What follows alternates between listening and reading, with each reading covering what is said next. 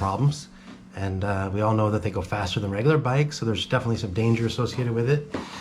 I did some research and I looked at various sources, and I figured I'd share with you some findings around key tactics, approaches, strategies, if you will, tools to keep yourself safe out there, okay? Not gonna be joking around on this one. This is kind of a serious topic. And I'm not necessarily saying that I subscribe to all these. I should, but these are just tips. So take them for what they're worth, okay? And I am gonna be looking up here because I have some notes, okay?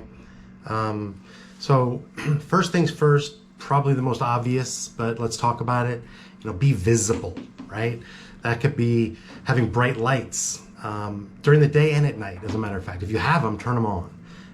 And experts say that you should have at least one blinking light in front and one blinking light in the back, and it's best to have 4 lights, 2 in the front, 2 in the back. One could be just like a little one that's just static. One could be flashing. In the front, you could have a headlight and then just a little static one. But it's best to have more than one light in the front and back. It kind of, you know, gets people's attention when they're driving near you. You can also use a reflective jacket. You know, cyclists use these. You can also get reflective armbands. I used to have them. I put it on my right arm and my left arm, and when you're riding, people can just see you. You know what I mean? So that's pretty much the most important one. Be visible, right? And do it during the day and at night, like I said, right? It's just batteries, people. Second thing, electric horn. If you're finding yourself in a dicey situation and somebody's getting ready to cut you off, honk the horn. And it's just a little horn. It's got a little remote on your handlebars. It's not very expensive and it's loud, right? So consider that. Next, ride in the bike lane if you can. If there is no bike lane, try to ride with traffic. Don't go slow, don't go too fast. Abide by the speed limit if your bike can handle it. If you can't, try not to ride on that road. If there is a bike lane, don't go more than like 20, 25, okay? But try to stay in the bike lane. If you can't, ride with traffic if your bike can go fast enough. If not, just avoid the road. Use a mirror, something like this. Obviously, you only need it on your left side to see what's, you know, the traffic. You don't need to see the sidewalk. Or use one of those rear view cameras.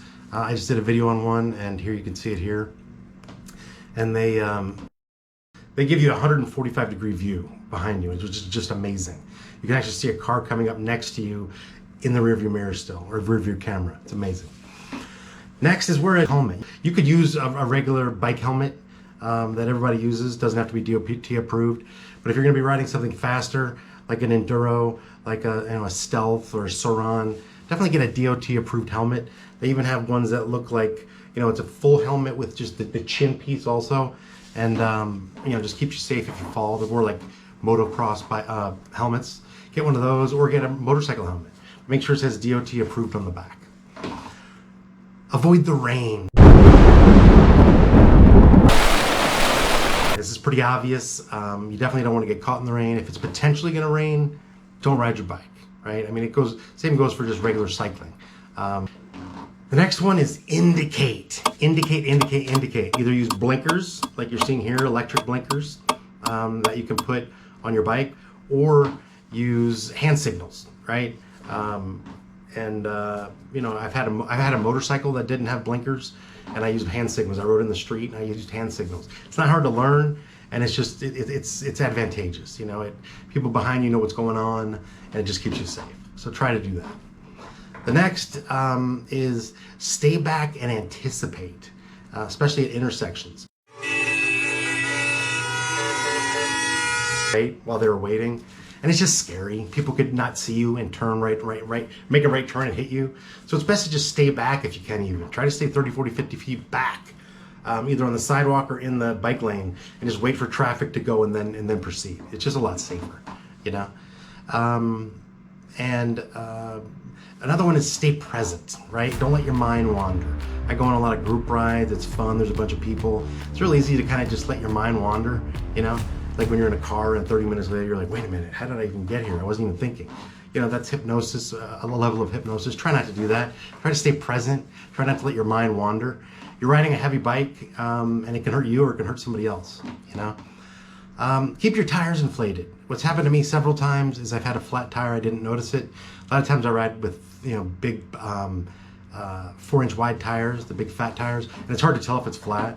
If it's flat, then the bead of the tire will get loose and it'll actually come off the rim, and so it'll kind of waffle back and forth if you're riding. Dangerous. So just make sure you got enough air in your tires. Okay. Know where you're going. Last thing you want to be doing is kind of like looking around, wondering what the hell's going on, where am I going, did I make the right turn, looking over your shoulder. It's distracting, it's scary. Use a GPS on your phone if you have to, or just go places where you know where you're going, right? So just plan ahead. The other thing is obey traffic laws. If you're in the bike lane, still try to obey traffic laws. I've done this a lot in the past and I need to stop, but if you're in the bike lane, stop at a stop sign, stop at a red light, just like you would in a car. And if there's, you know, if the right lane's ending, make sure you get over, all that kind of stuff. If there's a crosswalk, stop, just like a car would. So just be present, be kind of, you know, be thinking about, you know, what it would be like in a car. Do the same things. It's just, that's the best way to approach it. And the last one is ride defensively. So if you can see that there's a car that's potentially going to be trying to run and cut you off right before you get to an intersection, just slow down. It pisses you off, but just slow down. If you see a car that is getting ready to get into your lane, if you're in the bike lane, if you're in the car lane, and you see them kind of getting over, they don't see you, just back off, you know, things like that. It's better to be safe than sorry, right?